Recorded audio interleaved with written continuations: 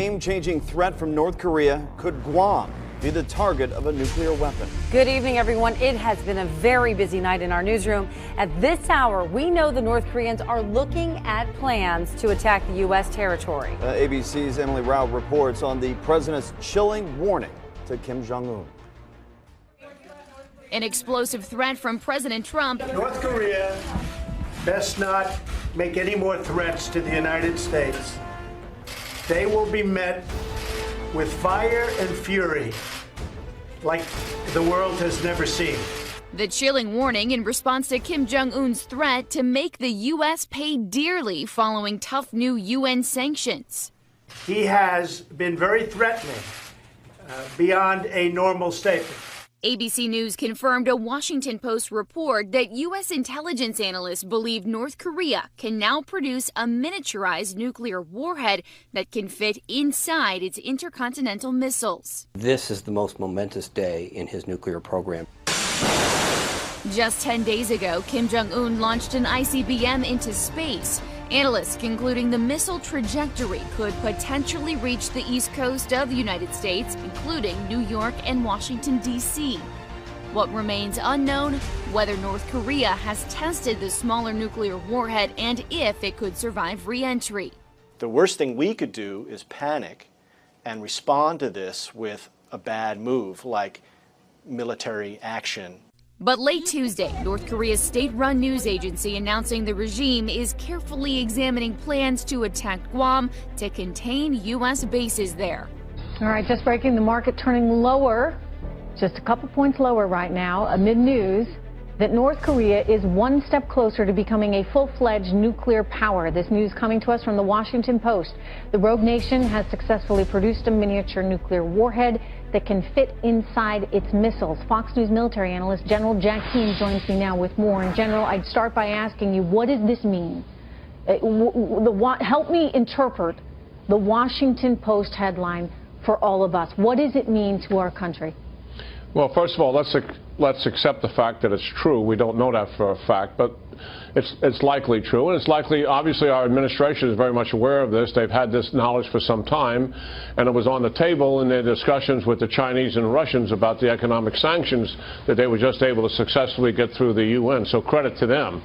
But what it means is North Korea has made another step towards nuclearizing ICBMs capable of reaching the United States. The Chinese and the North Koreans, I believe, have always made the same calculation based on historical fact, that if they nuclearize ICBMs, putting American people at risk, the United States would never conduct regime change in North Korea, and the United States would also, and this is important to understand, accept that reality. In other words, they would acquiesce to that capability, just as the United States acquiesced to North Korea having nuclear capability, and just as they acquiesced to China, Trish, having ICBMs in the 1960s after they acquired atomic bombs. We protested loudly about the Chinese having that capability, and we eventually acquiesced. They have both made the calculation that's what's going to happen here. Not war, but the United States will accept this reality, and it's based on the behavior, I believe,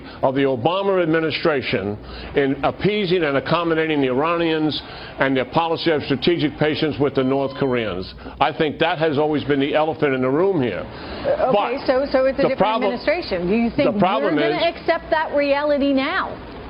I think they're coming to the reality that they cannot, and that is one of the reasons why China signed up for the sanctions.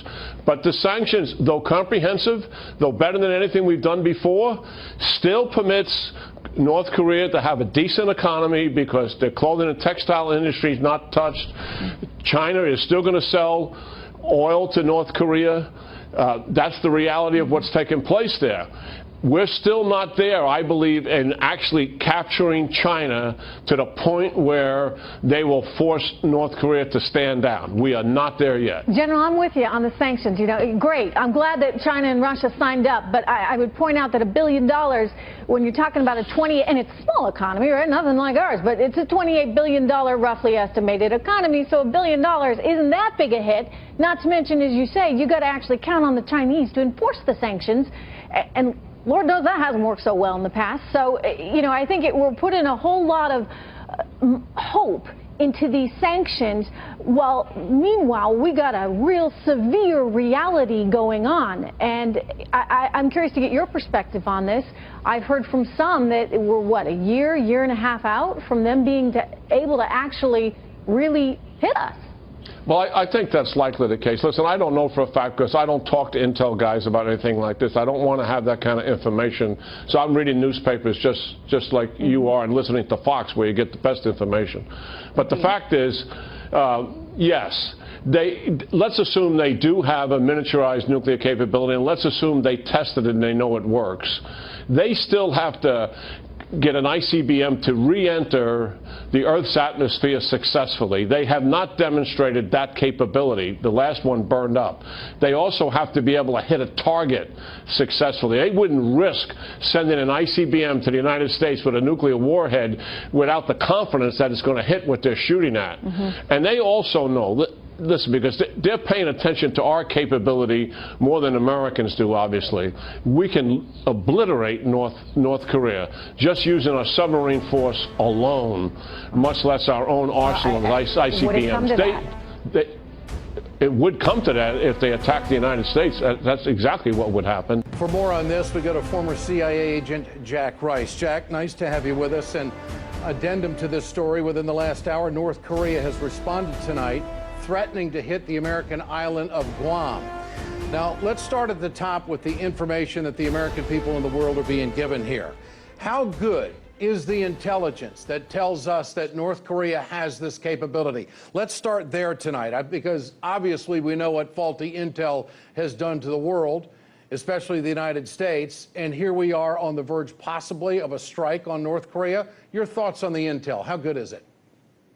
It's actually a very good point, because it's not all of the intelligence community that's saying that this is the case. Again, what we're talking about here is twofold. What we know is that you need a delivery system. The North Koreans have already had 2 tests in the last 30 days to establish that point. That second issue is about the nuclear capability and to have a miniaturized version that fits into that ICBM. So that's what we're talking about. There is one part of the community who is saying, yeah, it appears that they have it at this point. But again, it's hard to tell if it's been tested, whether or not those two are symbiotic, whether they actually work together. And so those issues have to be determined. I don't think it's been perfect in the past, and we know this. We know the intelligence community has failed at this issue, and in fact, they were wrong specifically on the North Koreans several times back in 2010, back before that in 2006. So I think before we jump the gun, we need to be very careful about what it is that we claim here. But intel that we do have are direct threats repeatedly from Kim Jong-un, and one tonight saying that they're going to hit Guam.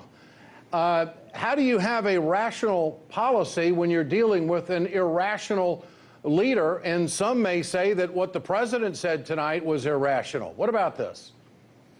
It's funny, as you were starting to say that, I was trying to figure out which leader you were talking about, to be honest, because the real issue is Kim Jong-un isn't irrational.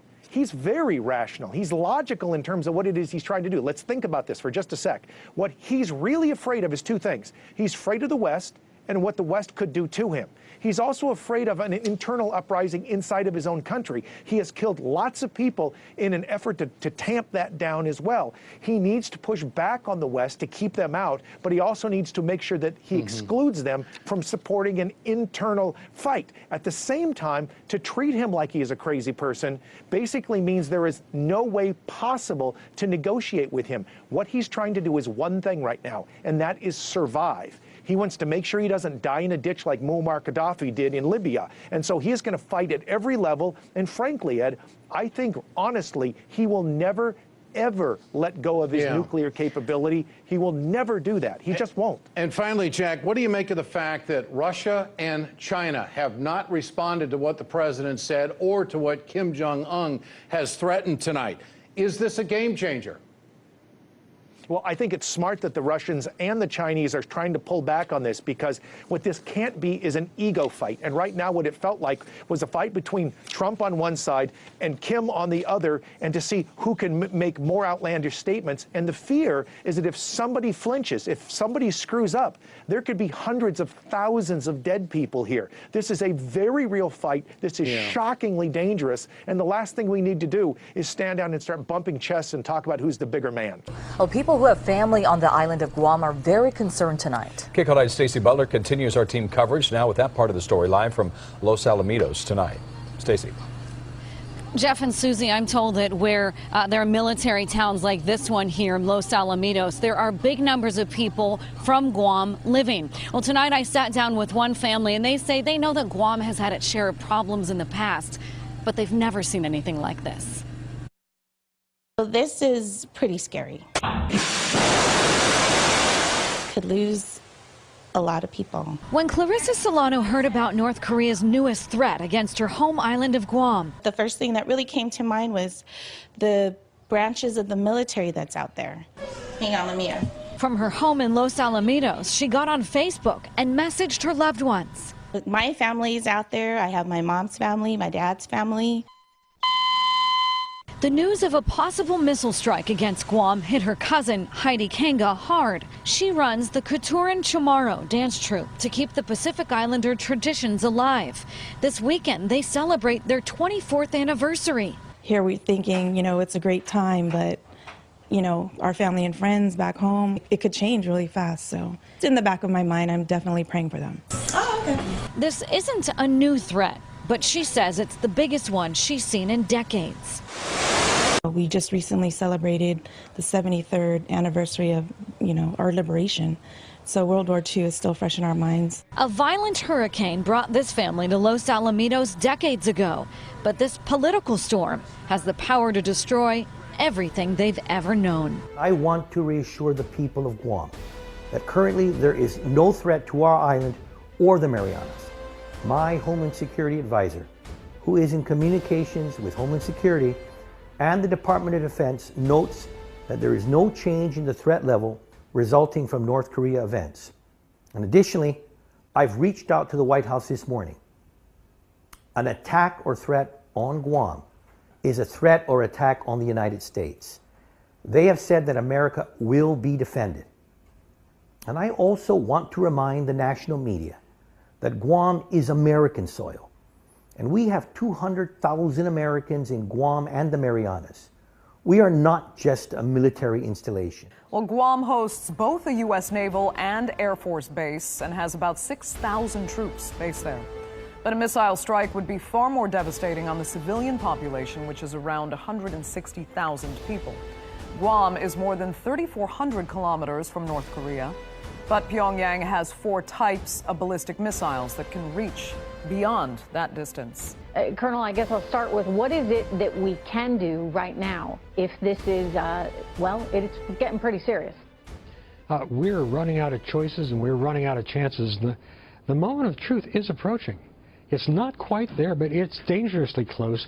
And Trish, something we all should worry about is because I think our intelligence community, which is actually very, very good, was so burned by the 2003 weapons of mass destruction issue that they've been overly cautious.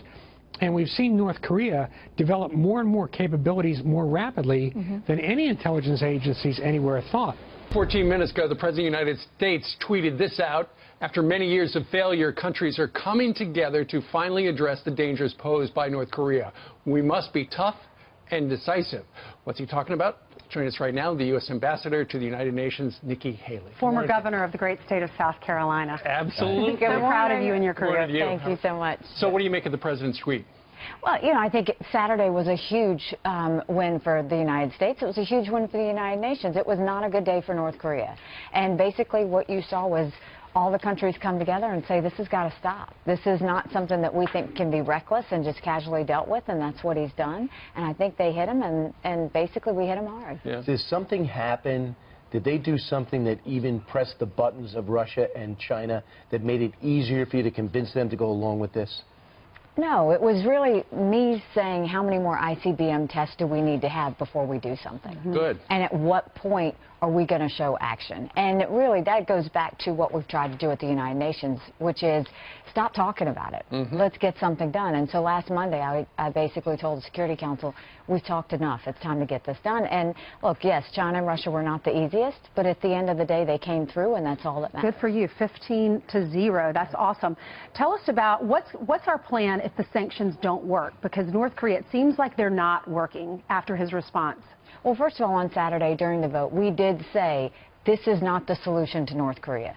What this does do is this kicks him in the gut. This goes right after the hard currency. He's going to feel it, and all that money that he's been using for his ballistic missile program, you know, and he's not feeding his people, it just got reduced in a big way. What we are saying is now the ball's in your court. Kim now has to decide, is he going to turn around and say, okay, the international community is telling me to stop, or is he going to have, you know, a temper tantrum and go and respond? Well, it sounds like he's having a temper tantrum because of the sanctions. He is now saying through state-run television, we will mobilize all resources and take physical action. It sounds like we are getting closer to a shooting war. But we don't run scared.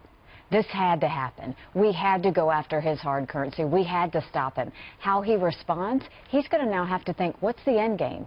Is he really going to come after the United States knowing what the United States can do back? He's got to make that calculation. He now has to decide that.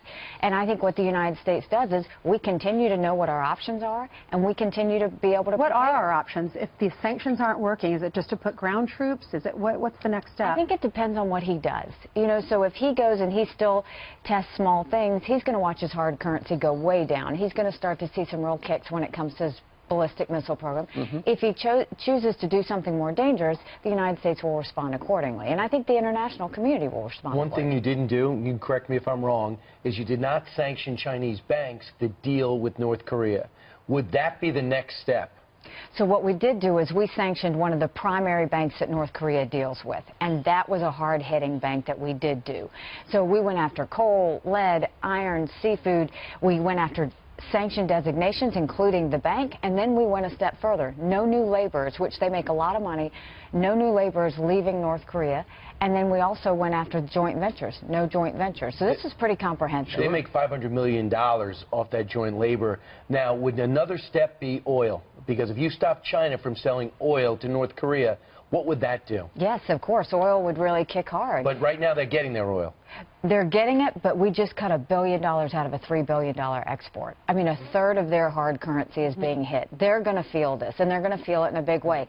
What was better was China came out and said to the international community, we're going to follow through on these sanctions, and we want everyone else to do it as well. It's a new tone coming from China. It's a new reaction coming from China. How did you get China and Russia to come on board? I think that with China, we basically said enough talk. We're done, and you have the ability to control 90% of their trade, and you can't make excuses anymore. To their credit, they stepped up. We did some heavy negotiations. We got them there. Russia, I think they wanted to delay it initially. I don't think that's what they wanted, but we got them there. Right. And as long as they were there, that's what matters. Ambassador, on the front page of FoxNews.com right now, there is a story that apparently the intel community has picked up. Anti-ship cruise missiles were being loaded onto a patrol boat or patrol boats in North Korea. What can you tell us about that? I can't. Why? I can't talk about anything that's classified, and if that's in the newspaper, that's a shame. But I'll You have no reason to believe that's not accurate, though. I have no reason to comment on that. That shouldn't be in the newspaper. Is that another leak, I guess? You know, it's one of these things, I don't know what's going on, but I will tell you it's incredibly dangerous when things get out into the press like that. You're not only just getting a scoop on something, you're playing with people's lives. Yeah.